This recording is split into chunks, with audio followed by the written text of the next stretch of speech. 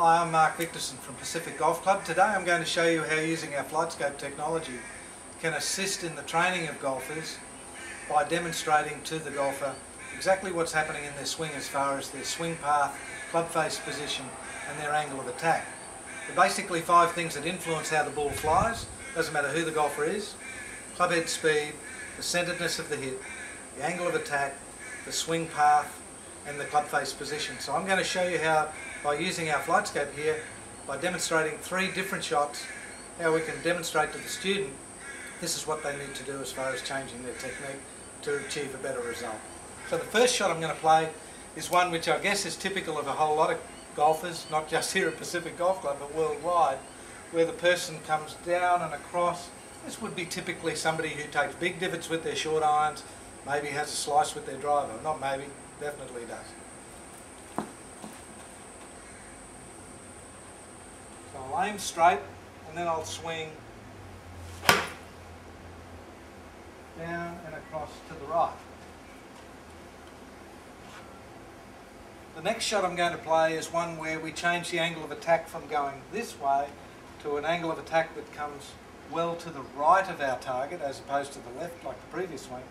And this one a more upward strike. This is typically somebody who hits the ball with a shallow divot and hits the ball with a hook.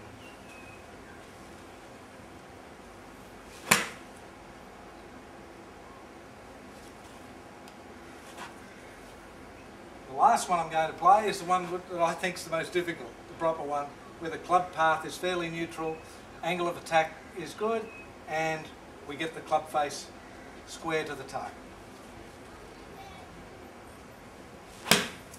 And now we're going to just have a look and see what those 3 shots produced as far as data from the FlightScope.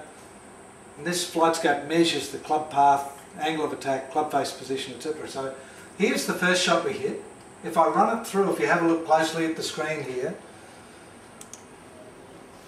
the club disappears down into the ground, and also our flag is over here and the club's going left of target, highlighted by this light green area. Now the angle of attack over here on the left hand side we can see is measured at 6.4 degrees, very steep, so steep in fact that if we watch the club here as it's coming down, it physically disappears into the ground on the way through. So a big heavy. So this solid line here on the ground towards the flag, that's our ideal target line. The light green line is the line actually going that the club travelled on. So if we watch that one more time, you'll see the club travelling left of target. There's our ideal line, and the club going left of target. The club face was open, 6 degrees, yet the path was 5.7 degrees left. Okay, now let's have a look at the hook that we hit before, where, as you can see, this time instead of that light green path going to the left, it's going well to the right. Means my angle of attack was much shallower. We could see the ball and go off the club there. We could see the club not disappear into the ground. In fact, over here on the left we can see the angle of attack 0.1 degrees. Our club path severely to the right, 16.3. It was a big hook. Why was it a big hook? I had the club 13.8 degrees closed. So effectively a big inside out swing, as we call in golf. You can see the axis spinning on the ball there. If we just bring that back, we can see the hook spin on this. You'll see the ball spinning and the axis turning, creating a hook flight. So the swing path going to the right. So I'll show you just how far out to the right that really was. Nowhere near. I can't even see the flag, which is here. Can't even see it.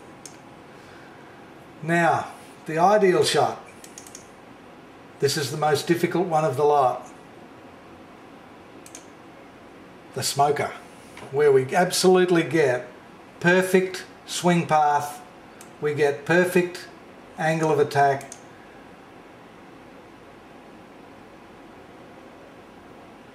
.0 degrees angle of attack, so nice and shallow, club path at the very moment of impact going directly at the target, and face angle of 0 degrees. So if we compare that with the hook, we see that The path's well out, 16 degrees. I've got to run that to get the numbers.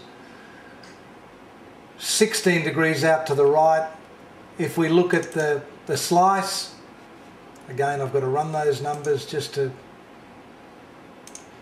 create a downward strike, very heavy divot.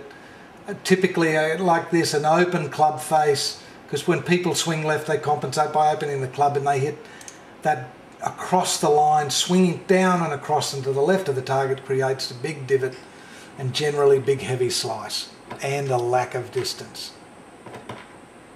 Okay, hope that helps. So as you can see, we can use these technologies in the coaching side of things, not just for establishing what's the right club for a person, but in the development of their game and swing changes. The great thing about golf, it's a game played by feel, but sometimes the feel of the swing can fool you. You think you're doing one thing, something else is in fact happening. So what this technology does, it helps put some numbers to the feel. I've been really excited by the progress I've made with a number of students who've been on this, from beginners who've got too steep an angle of attack to state level golfers who their swing path's a little bit out. So it's been very, very useful. Come up and have a try.